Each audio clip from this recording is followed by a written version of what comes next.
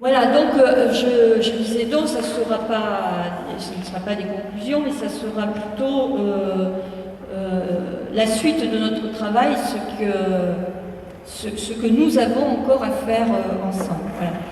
Voilà. Ce débat, tel que l'a porté Marie-Claire sur la transition énergétique, nous a d'abord démontré l'importance de l'énergie dans notre vie au quotidien. Ça a été souligné, 8 millions de personnes en grande précarité énergétique. Mais cette question-là touche aussi la question de l'énergie, influe aussi sur les questions de transport, de construction, et elle vient de le démontrer aussi sur les questions de santé. Moi je suis infirmière, je suis dans le secteur de la santé. Je rappelle qu'il y a bien des soins qui ont fait des progrès grâce au nucléaire. Voilà, ça aussi c'est à prendre en compte, sauf que chaque fois qu'il y a une innovation, une nouvelle technologie, chaque fois le capitalisme le détourne à d'autres fins. Ça aussi, je crois qu'on peut l'avoir à l'esprit. Mais aussi le débat sur la transition énergétique met au cœur de nos préoccupations la question de l'environnement et plus particulièrement le réchauffement climatique. Ce qui nous démontre aujourd'hui que la question de l'énergie n'appartient pas, les questions de l'énergie en général n'appartiennent pas qu'aux camarades qui bossent à l'énergie. Mais c'est vraiment une question interprofessionnelle que l'on a intérêt à s'emparer tous dans nos syndicats. D'ailleurs, Thierry Glérou, au travers de la lutte des cheminots et dans son intervention, nous a bien démontré comme quoi l'énergie et la question des transports pouvaient effectivement faire des croisements et construire du revendicatif ensemble. Comme il nous a été démontré aujourd'hui que si l'énergie dans notre pays était importante, l'énergie, nous devions prendre aussi les questions d'énergie au niveau mondial. Ce qui veut dire que porter des propositions à l'échelle mondiale, c'est avoir une autre vision pour le syndicalisme et plus particulièrement pour la CGT de la mondialisation qui nous sort complètement de la mondialisation capitalistique qui aujourd'hui nous est imposée par ce monde ultra-libéral et capitaliste. C'est la raison pour laquelle, depuis notre 49e congrès, la CGT porte comme revendication essentielle le développement humain durable. Et c'est à travers nos questions de filières de réindustrialisation de notre pays, et notamment apportant la réindustrialisation avec des filières, en pensant par filière industrielle, en lien avec le développement des services publics, que nous regagnerons une industrie forte dans notre pays, mais aussi des services publics qui répondent aux besoins des citoyens. C'est tout le sens du pôle public de l'énergie et du pôle public financier que nous revendiquons. Débattre sur les besoins de l'énergie, c'est aussi débattre, je l'ai dit, de la réponse aux besoins. C'est aussi démontrer que les nouvelles technologies, le camarade nous en a fait la démonstration ce matin, comme le cloud, et moi j'avoue que là, j'ai découvert, alors le cloud je connais, par contre les enjeux qu'il y a autour de cette affaire-là, je t'avoue, jamais posé la question, mais comme quoi le débat, ça fait grandir tout le monde et on s'enrichit tous, mais comme ces nouvelles technologies sont consommatrices d'énergie.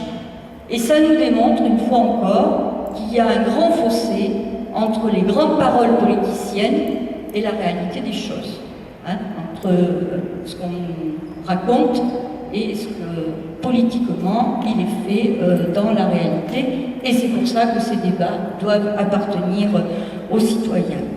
La bataille idéologique du patronat et du gouvernement sur le coût du capital, bat son plein. Et nous pouvons démontrer, et nous l'avons démontré tout cet après-midi, que ce n'est pas le travail qui est un coût, mais bien le capital. Et au travers de notre débat sur la loi de transition énergétique, vous l'avez à plusieurs reprises illustré.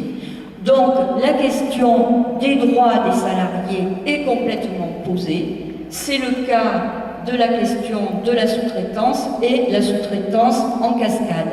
Stéphane Aubé l'a illustré au travers du nucléaire, dans le Blayais, avec toute la sous-traitance en cascade, où aujourd'hui il est imposé, avec la logique de rentabilité qu'il y a, une pression, il est posé une forte pression sur les salariés de la sous-traitance qui n'ont pas les mêmes droits et garanties que les salariés à statut, mais en plus se pose, à travers cette pression-là, se pose la question de la sécurité du citoyen dans son ensemble. Voilà, c'est ces questions-là que nous avons débattues aujourd'hui, comme les questions de la construction d'éoliennes photovoltaïques. Ceci nous impose d'être très exigeants en tant que cégétistes sur nos propositions industrielles, mais nous impose, quand on pose le débat sur l'industrie, le développement de l'industrie et des services publics, ça nous impose, et ça doit être un lien constant, de poser la question des droits et garanties des salariés. Il ne peut pas y avoir d'industrie forte, quelle qu'elle soit, il ne pourra pas y avoir de réponse aux besoins autour de l'énergie tant que les salariés n'auront pas des droits et garanties très élevés. Ça va de pair.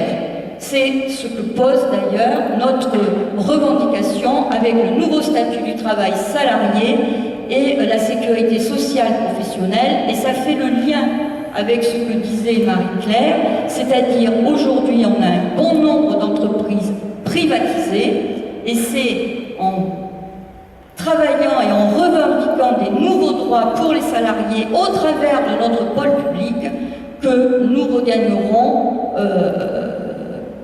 une nationalisation ou une énergie qui réponde aux besoins des salariés, mais aussi du citoyen.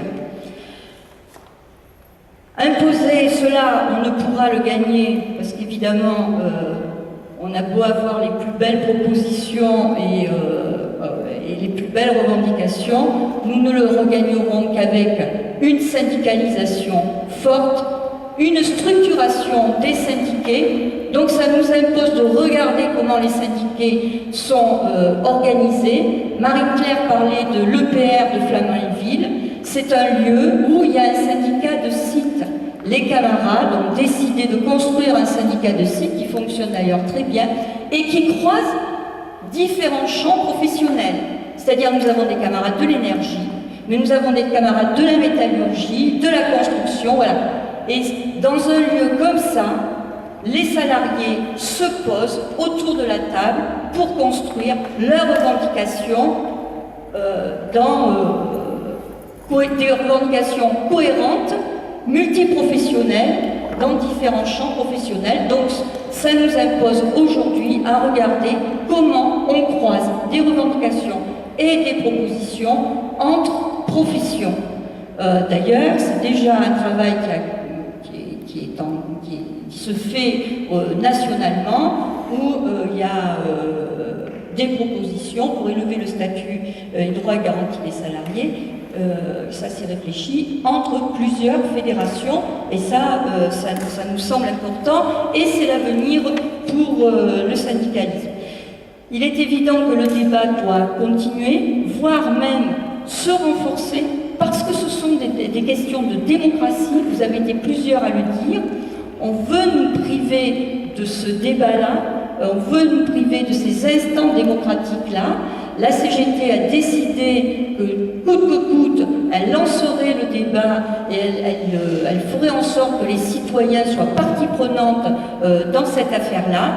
Démocratie sociale, ça veut dire aussi qu'à l'intérieur des entreprises, il faut que les représentants des salariés gagnent des nouveaux droits d'intervention pour qu'ils puissent être décideurs dans la stratégie de l'entreprise, parce que l'entreprise n'appartient pas qu'à ceux qui détiennent les capitaux. L'entreprise nous appartient à nous aussi, parce que par notre travail, nous enrichissons l'entreprise et nous créons des richesses.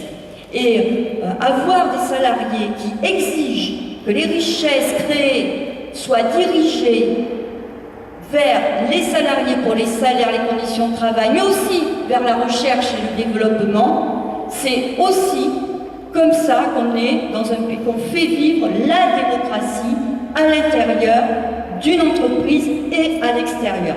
Ce champ-là, il faut absolument que le syndicalisme l'investisse pleinement. Nous avons plein de propositions. L'Union départementale a décidé que ce débat continuerait, alors sous forme de tract, mais aussi au plus près des citoyens et des salariés, en le décentralisant dans les bassins de vie et d'emploi, et je pense plus particulièrement à nos unions locales.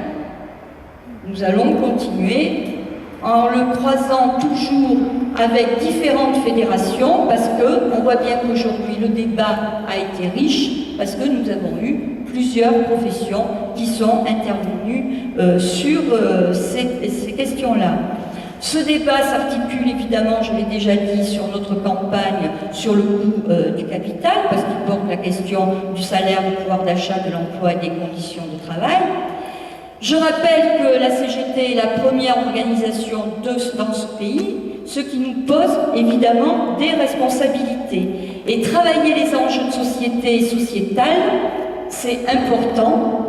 C'est ainsi que nous gagnerons la transformation sociale pour vivre ensemble, pour le bien vivre ensemble, pour la justice sociale.